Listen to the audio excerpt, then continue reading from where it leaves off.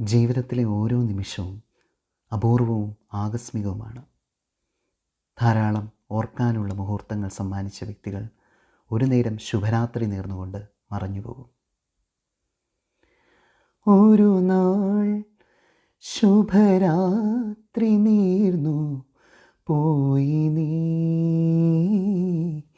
ഇതിലേ ഒരു പൂക്കിനാവായി വന്ന നീ. ശ്രുതി നേർത്തു നേർത്തുമായും ഋതുരാഗ നീതി പോലെ പറയൂ നീ എങ്ങു പോയി. ഒരു നാൾ ശുഭരാത്രി നേർന്നു പോയി നീ, ഇതിലേ ഒരു പൂക്കിനാവായി വന്ന നീ.